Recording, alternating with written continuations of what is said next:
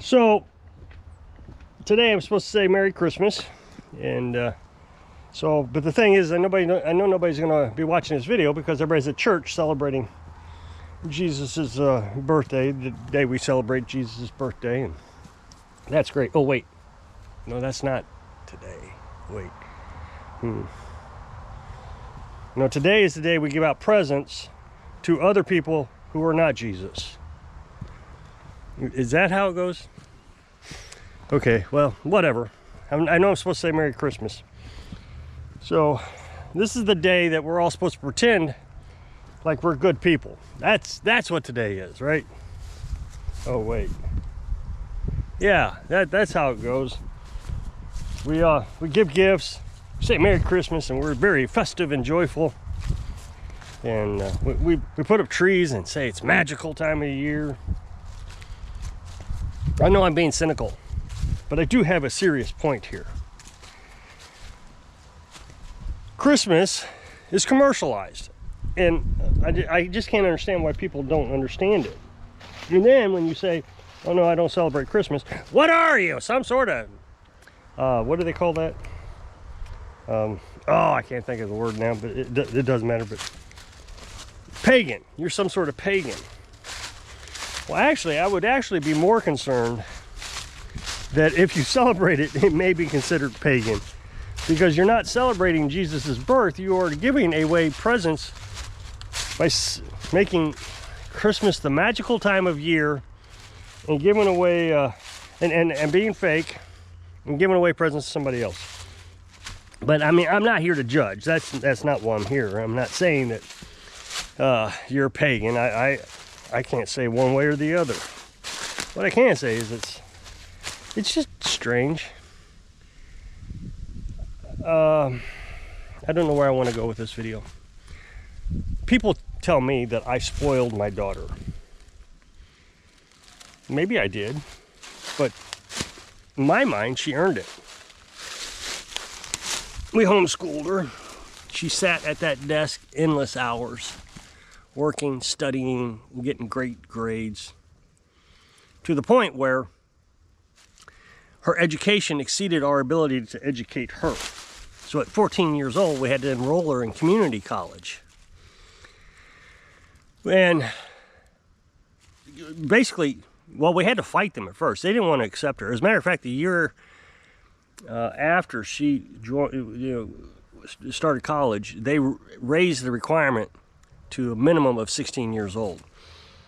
I don't know why they raised the requirement. She did fine. She got a 4.0 GPA. She did great. Made it to all her classes, the whole thing. But that's beside the point. That's not what I'm saying. My point is I don't think we spoiled her. We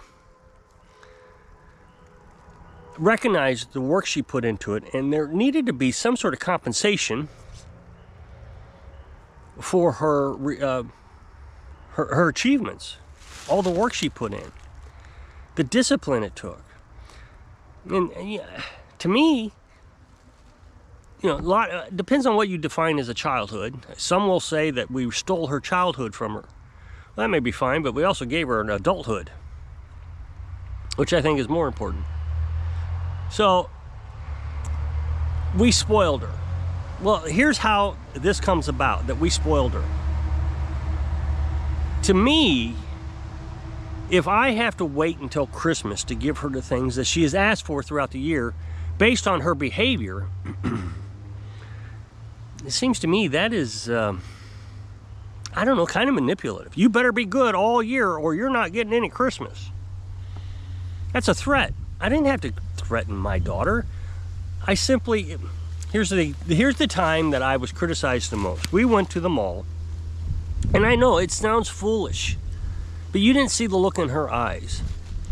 And in the hallway, they had these little kiosks, whatever they're selling, candy and one of them was selling curling irons. And this curling iron was pretty cool.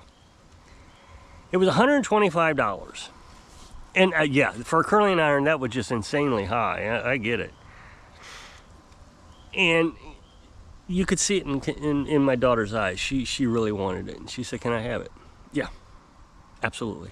Here was my thought process. If I could not come up with a solid reason as to why I should say no, like, no, that's dangerous, no, that's too adult, no, that's too expensive, you need to be more, those kind of things. If there was no real reason why she couldn't have something, then I gave it to her. Because she earned it. She was a good kid. She was a good kid every day of the year, and I didn't have to con her into being good so I could give her gifts once a year. That being said, her being a child, I still believed that she should get something for Christmas, so we still got her nice things or things she wanted. We went through the whole Santa Claus period and all that, but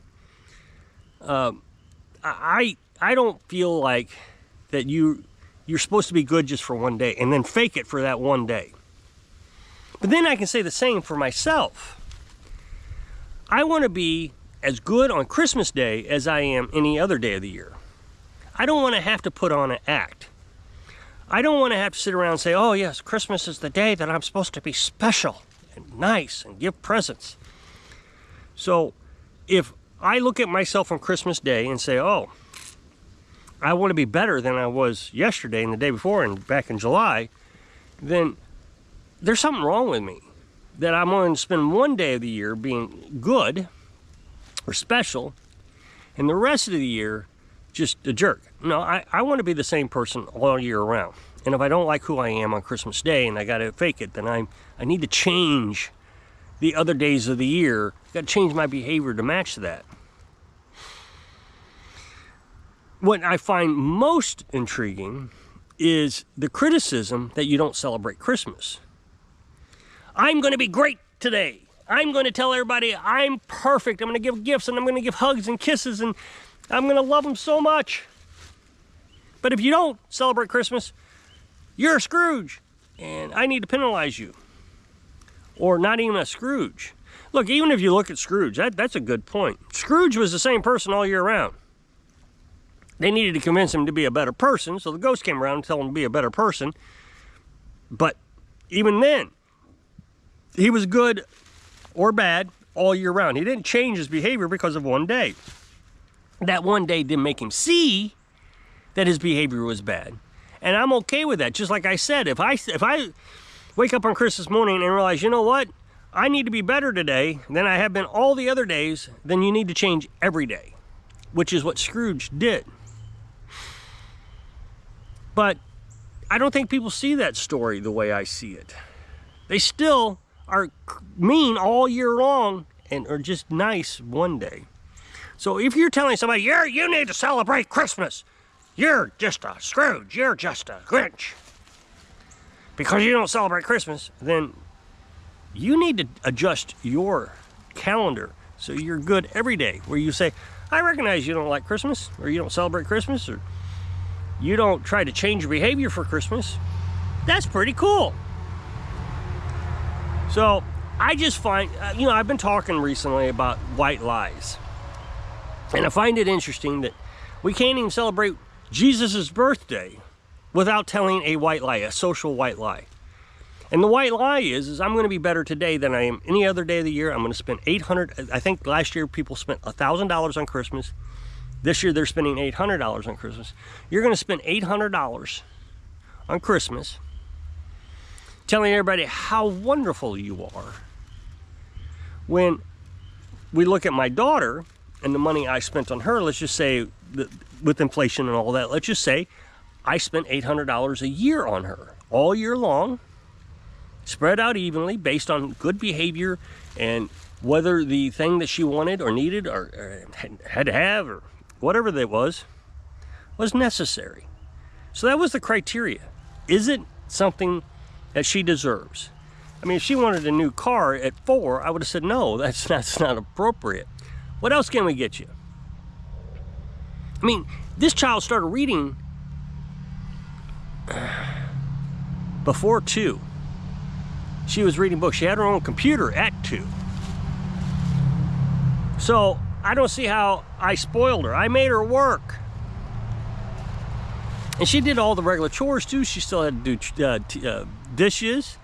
Once a week she had to go out in the yard and pick up the dog manure. So, you know, a lot of people think that was abusive. I didn't realize it was considered abusive to have your daughter go out and pick up with, you know, the scooper. You know, you got this stick with the scooper on it, and that's all she had to do was just go out there and scoop up the dog droppings. But people see that as abusive. I had no idea. So, you know, once I realized people were going to start calling the police on me because I was having her scoop out dog manure, I stopped. I didn't make her do it anymore. But again, she still had the chores. But society determines what is good, what is bad, and I don't see it. If you're having to tell a white lie on Christmas that I'm a good person today, but all the other days I don't care. And you need Christmas to rejuvenate your behavior for at least a partial part of the year. I think that's a problem too. It's like New Year's resolution. I'm going to lose weight this year.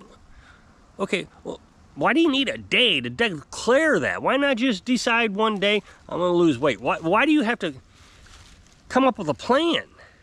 This day is the day I'm going to declare it, and I'm going to eat junk food until that very day. I didn't need a day to tell me. I didn't need a plan. I realized my eye was going blind, and I said, you know what? I'm going to figure out what's wrong with my eye. And as soon as I figured out what was causing my eye problem, which I think is sugar, I stopped eating sugar. I started eating meat. I didn't wait until January 1st to say, okay, I went blind 6 months ago. My other eye's just about gone. So now I'm going to start eating meat because I got a day today that I had to do it on. I don't understand the social manipulation. I don't understand the white lies. I don't understand the necessity of letting consumerism. Look, I'm not anti-capitalism or anything. That's not the point. I just don't understand how people can be conned by this. And then the magic of Christmas. Well, what is the magic of Christmas? For children, I get the magic of Christmas. I understand. I was a child. I get it. But when you grow up, it's not really magic anymore. You put up a Christmas tree. Okay. Is that magical? No. You know exactly how it worked. You put lights around the tree. Is it pretty? Absolutely. I love Christmas lights. Don't get me wrong. They're just great. I stare at them all the time. But it's not magical. Light is interesting. I find the speed of light and all that stuff, you know, scientifically amazing. The colors are amazing. But it's not magical. So why are we calling it magical? It was magical for children because they didn't understand the lights and they didn't understand the tree. You know, they came home from school and all of a sudden there's this beautiful tree in the hallway. Wow. And then what do you do the rest of the time it's up? You're picking up, well, if you got living trees, you're picking up all the dried evergreen on the floor, and you're mad and you're aggravated and it's a mess. And then you can't even wait to get it down. I mean, once it's over, whatever day you take it down, boy, I'm glad that day's here. That tree's out of here. So it wasn't magical? What is it? Is it magical or do you hate it? And really, I don't understand how you can have it both ways. Oh, it's magical. Oh, I hate it. No, it's either one or the other. If you don't want it, don't put it up. I love Christmas lights. But I did it a couple years and realized I really hated putting them up. Boy, I just hated it. So why sit there and pretend that I love them when I absolutely hated it?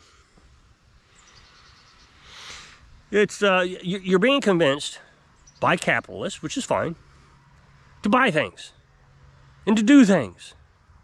And they even give you a day off so you can go and spend your money to do it. But I don't know. Be good every day, just like Scrooge. So if you'll click this up next box to take you to a video over my other channel, I really appreciate it. Go check it out.